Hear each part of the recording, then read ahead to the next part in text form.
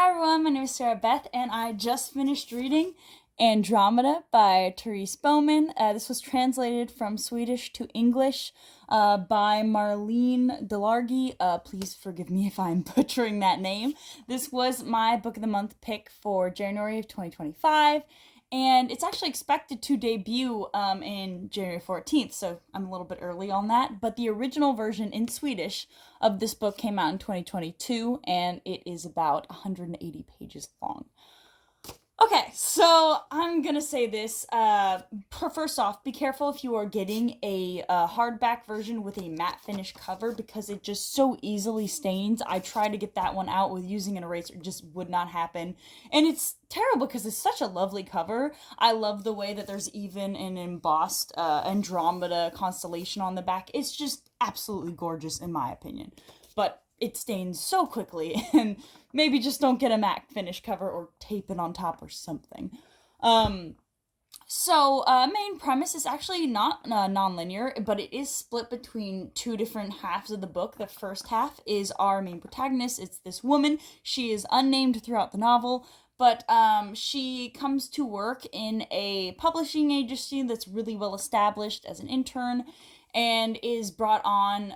She's basically mentored by the editor and staff, editor in chief, I should say, named Gunnar. He sees something in her and promotes her, and they have all these really deep chats about the way of literary agency and how they see life, and how you shouldn't focus on reviews because they aren't indicative of what is actually truly has worth in literature. Just all of these beautiful sentiments between how they interact with one another and how their relationship isn't it can't really be quantified in words of friendship or in words of an affair because there's no real romantic aspects of it in a physical sense, but there's this romantic sense of enjoyment in each other's company and their understanding of one another. Just in general, this translator, I know obviously Therese Bohman, the actual author, is phenomenal. Just the way that this book flows, and I love the idea that once again the first half is the young woman's perspective,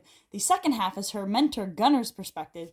I do think that there is so it just cuts halfway through, and I don't mind the severity of the cut. I do like how it basically makes the switch without any explanation, without any apology, and you start going through Gunnar's life to see why he reacted in certain ways to our unnamed protagonist, how he basically saw how other people saw him and he wasn't as dignified and as sure of himself as this one young woman thought, and how they both had this kinship but they didn't really know that they had the kinship for each other. And it just for me went so far beyond romance because it never actually went to the physical. They just really connected as two people. It reminds me of one of my favorite series of all time, which is the Before trilogy in film. And to me, it meant so much to me that they connected on that human level of just conversing and truly understanding one another. I think that once again, the translator, what she did was so beautiful with the English language. I think the prose is just exquisite, and there's so many beautiful themes, which I'll admit mostly on the first half of the novel when we are with the young woman.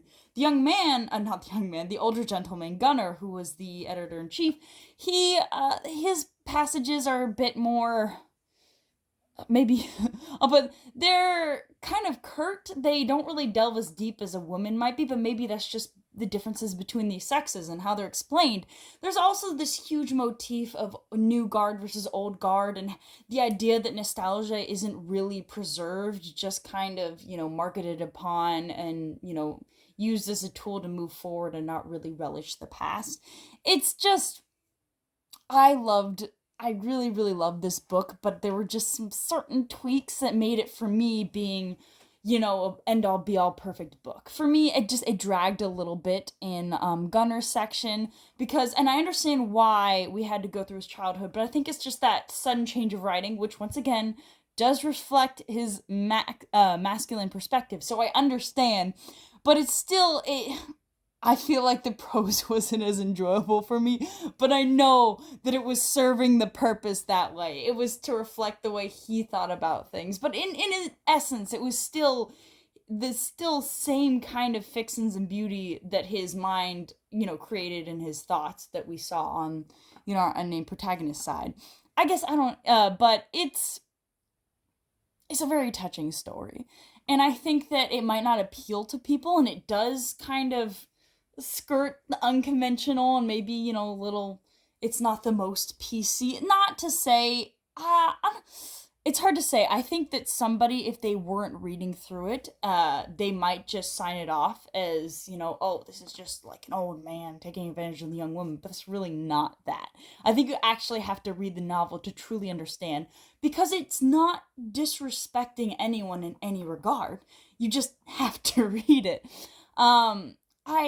I really loved the idea of, past versus present and what we need to preserve and what is truly true to your ambitions and your soul, because our young protagonist, she saw his early works in the 80s and 90s, bringing up the Andromeda series through the publishing house that they both worked at. She saw that as being invigorating and new, and fictional works that actually meant something.